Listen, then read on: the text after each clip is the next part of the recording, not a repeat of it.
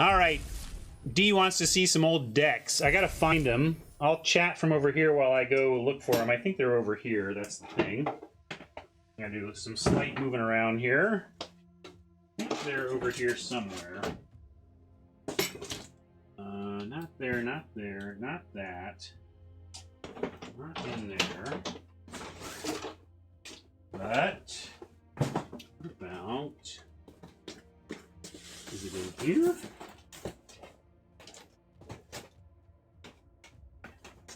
Hi, everybody. Be right with you. Oh no, these are boosters. These are boosters. So that's not it. Is it in here? Oh.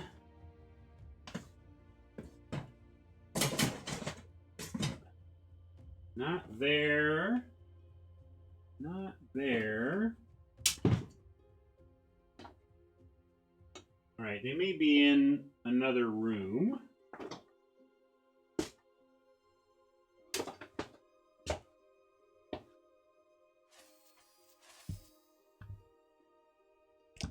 All right, it wasn't over there. I'm going to check in my other room. 1 second. Hold on, hold on. Got to put the headphones down for this one, though.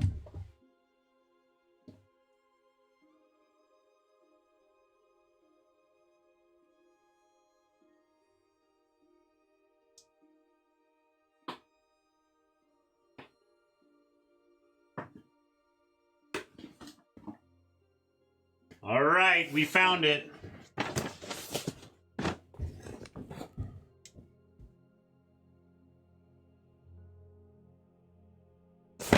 All right.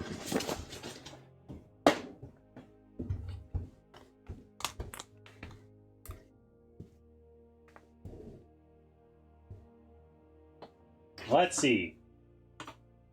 Here, I should do a brief intro, though, in case I YouTube this. Hey, everybody, welcome. We're done playing Magic for the day here on stream, but our friend Dionysus asked me what kind of decks I played back in the 90s, and I was like, well, why don't we look through them? So I found my old box of 90s casual decks, my early Magic days, kitchen table with friends stuff, and also me being in my early 20s on an extreme budget. So this was like, I found Pauper. I created Pauper in my own head. I'm like, what if we only used commons, everybody? So I got a bunch of Pauper decks that I made because we did that to save money in the 90s, but then we'll see what else is going on here. All right. Deck number 1. Oh boy.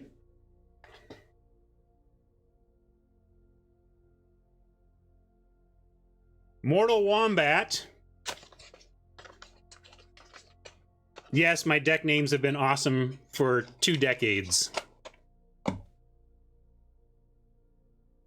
So this one is about the card Rabid Wombat. Rabid Wombat. Let's see. So people should get on the exclamation point. So here we can... there you go. There's Rabid Wombat. So it's a 4 mana 0/1 Vigilance, but it gets +2/+2 for each creature enchant, each aura on it, and it has So then I had Femaref Enchantress. So we'll do Femaref. Femaref Enchantress is the one I was looking for.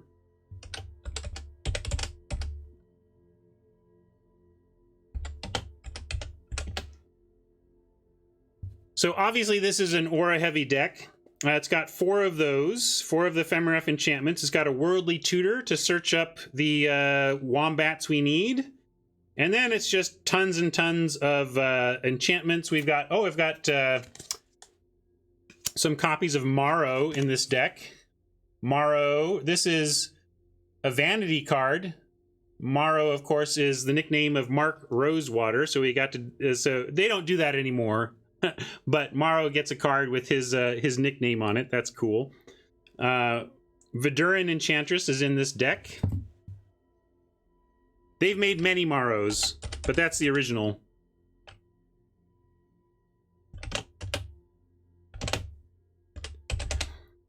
So this is a Verduran Enchantress deck. Oop, I didn't spell it well enough. Verduran.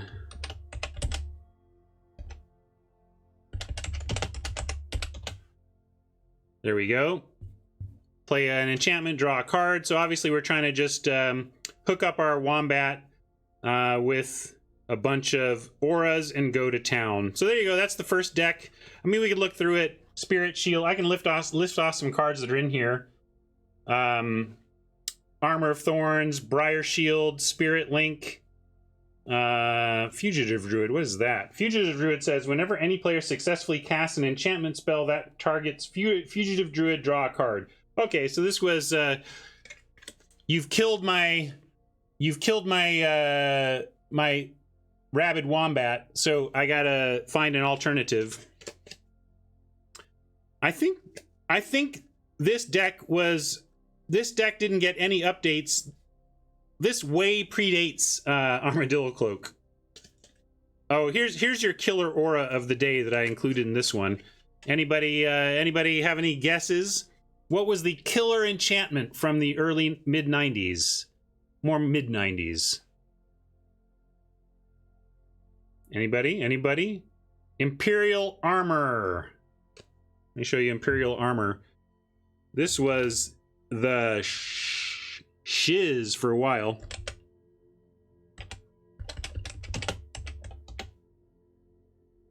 Oops. Emp. I can't spell though. There we go. What? Oh, because it's got two types. Well, I'll just read it. 1 white aura. Enchanted creature gets +X, where X is equal to the number of cards in your hand. So you could play this on a protection from color creature. Play a 2-drop pro something, and then play Imperial Armor on it, and you just, if they couldn't answer it, you just won the game with that. Anyway, okay, that's Mortal Wombat. What else we got? Stairwell to Hell is our next deck. No sleeves, of course, in these decks. This is the early 90s. We didn't have sleeves. Looks like a Crypt Rats, Order of Ebon Hand. So Crypt Rats, this is one of the most iconic, commons in Pauper, because it's actually a sweeper at common. There's some other sweepers at common too, but this is like a creature sweep. Anyway, Crypt Rats is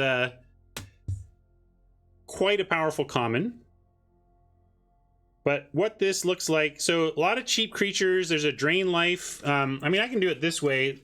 The trouble, like, I think what I'll do, D, is I'll look at a couple more decks here, but if people like this content and we want to do more of it, let me come up with a camera system where I can do top down and we can really look at the cards and I can talk about the decks and show you lots of the cards. Because right now, this is kind of clunky. I'm just trying it out, but it's pretty clunky to try and show you cards on camera instead of having a separate camera that's showing the cards down below.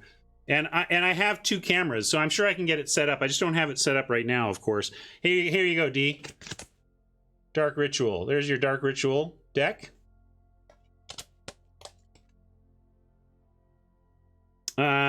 But what is this deck about? It's about Tombstone Stairwell. This is the card the deck is about. Can you read it? No, of course you can't read it. Let's go Tombstone. There you go. So this deck is all around Tombstone Stairwell. 2BB World Enchantment. Maybe you haven't heard of World Enchantment, but a World Enchantment is a mechanic they don't use anymore. But basically, any given game can only have 1 World Enchantment out at a time. So if I play my Tombstone Stairwell, sweet, I can't play another one because you can only have 1. And if you play a World Enchantment, my World Enchantment goes away. I've thought a fun mini format for Magic might be to just take every World Enchantment that's ever existed and make them, switch through every turn and see what world enchantment affects the world this turn. Tombstone Stairwell says at the beginning of each upkeep, if Tombstone Stairwell is on the battlefield, each player creates a 2/2 black zombie creature token with haste named Tombspawn for each creature card in their graveyard. At the beginning of each end step or when Tombstone Stairwell leaves the battlefield, destroy all tokens created with Tombstone Stairwell that can't be regenerated. So, yeah, it basically plane chase, right, Havoc? But I think you could just do your own custom plane chase using printed world enchantment, you know. And really, yes, plane chase came out of the idea of plane chase came from world enchantment, saying, well, world enchantment's maybe not the best card type for Magic the Gathering regular, but what if we made a whole format around it, right? So anyway, deck is pretty simple. Mono black, play out a bunch of creatures, don't care if they die, kill your stuff. Who's got the classic? Here's an old school classic, Necrotal. You think Ravenous Chupacabra is where it's at? You can probably get a German one with 4 times as many letters on it, Hat. It might only have 3 words, but they're all going to be 12 times as long. Turns out the German language already has a word for when a player creates a 2/2, it stays alive until Tombstone Stairwell is destroyed. That's just the word Offenschroffen.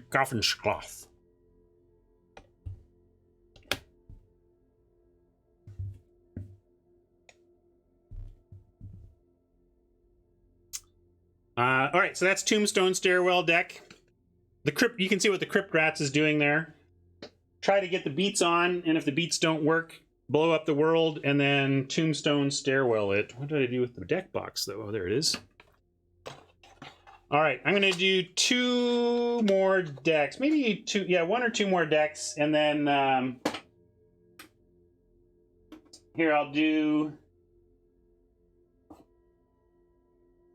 Here's my some early theming action. Look, they're even stuck together. We have 2 deck boxes taped together called Elementary.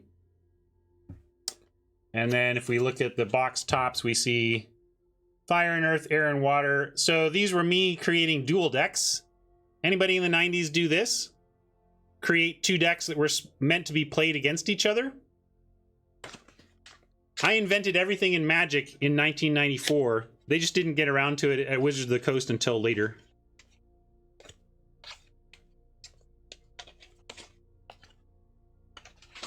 And these are just going to be your pretty low-powered theme decks, I bet.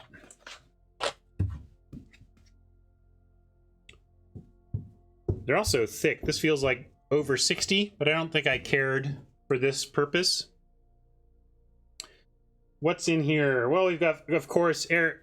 The basic idea of these decks is that, okay, Wizards has made air, water, fire, and earth elementals. Let's make a pair of decks that are meant to battle. And look, like, so you even put, I have the elemental blasts in it, very on theme. Each side has the blasts that mess with the other side. There's some other elementals in here. We got a storm elemental instead of just the air elemental. What else we got? Floodgate. If Floodgate... Oh, yeah, this is a weird card. Check out Floodgate. This is classic top-down Magic card design. Look at that first line of text. When Floodgate has flying... What? That seems to make no sense, but then you're like, oh, because the gate's rising. Got it. Let's see. Water elemental, of course. Cloud elemental is in here.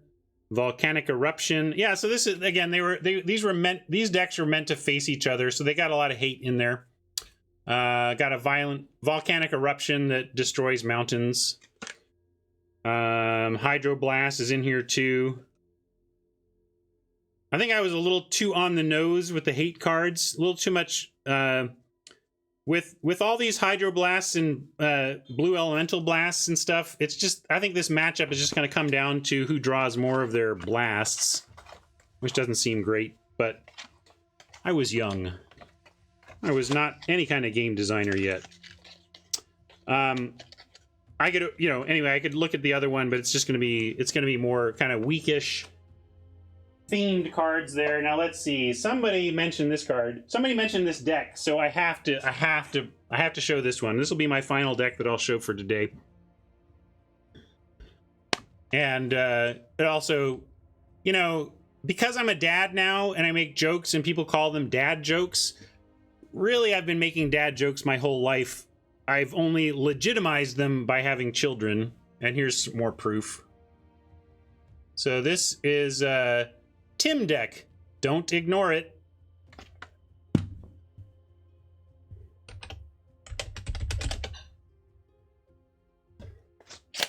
So this is about Norit and Tim's.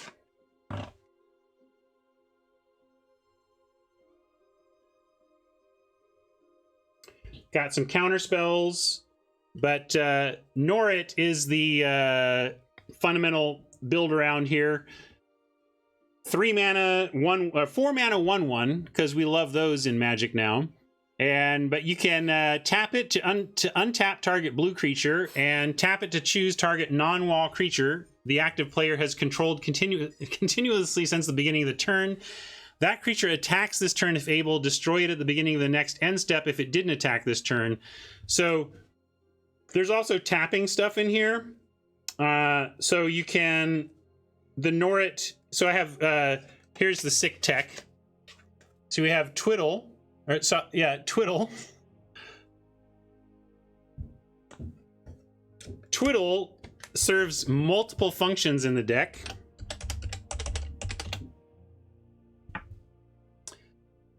You can tap or untap target artifact, creature, or land. So I could tap your creature, ping it with a Norit, and kill it. Or I can get an extra ping out of one of my Tims, and therefore turn Tims into machine guns. So this is kind of like Machine Gun Tim deck. For those of you who know, there were multiple Tims. So we also had the Zurin Spellcaster here, which was a functional reprint of Tim. So we basically had 8 copies of Tim. Enervate. Enervate is Twiddle, but cantrip. Extra mana, but you draw a card the turn after. So basically I had 8 Twiddles, 8 Tims, and weirdly enough, looks like it's finishing things out. Oh, hey, look, I gotta show this for D, though, too. More Dark Rituals. No Hypnotic Specters, but more Dark Rituals. I mean, when you're playing Norits, you gotta do something. Then there's Flood, which helps tap creatures without flying, so you could do the Norit trick. And let's see, Krovikan Sorcerer. Really, the only other thing in this deck is 4 counter spells, and where is it? One other card. Looks like I've got Barbed Sextants, but also looks like, what's our win condition? Looks like it's Illusionary Forces, because I have multiple copies of Illusionary Forces in here, so I'll put that one up and read it. It's a flying 4/4 with cumulative upkeep of blue. So basically, once I was stable, I would just drop an Illusionary Forces and go to town with it. Now, this was I don't know, did it say it on here? This was definitely one of my commons only deck. I don't think there's any uncommons in here, which is why it has some weird closers like Illusionary Forces, because no, I don't have any alpha, beta, or unlimited in these decks, D, because I didn't have any money back then, and when choosing which Magic card to buy with my couch change, I would choose the cheapest one that I could still play, right? So I was not out there buying alpha, beta stuff because it was cool. I was out there drooling over it in the display cases and lamenting that I was a broke former college student without the funds to get cool Magic cards. All right. There's a bunch of other old decks we could look at, but I think it would be so much better if I had the 2-camera system going. What I'm going to do is wrap it up and say, what do you think? Should I be doing some of that kind of content? We can do binder, binder videos. I still have some of Jay Schneider's binders that we could potentially look through and look at what one of the game's most venerable deck builders had in terms of old school binder setups. And yeah, so we could do that. I'll throw this up on the internet. I'll throw this up on YouTube. We'll see if people dig it at all, and maybe it's another avenue for content we can explore. So yeah, it'd be fun to look at. For those of you who don't know, Jay Schneider, who has been on the show here, and hopefully we get him back on Monday to talk Companions, but he designed the famous Sly deck, the mono red aggro deck from the mid 90s that really changed the game's mentality about deck building. So it would be neat. I have in my house cards that were in the original Sly deck, literally, because I own the collection of the guy who designed that deck. So that'd be neat. We could do that sometime too, for example. Anyway, if you're watching on YouTube and you liked this enough that you would like it more if I set it up better and had better visuals for your exploring of the cards, let me know, and we could do that. Always looking for ways to broaden my content offerings. Maybe that would be a good one. So what another great day of streaming, but I'm going to say thank you, YouTube friends, for hanging out for that little segment, and we'll catch you next time.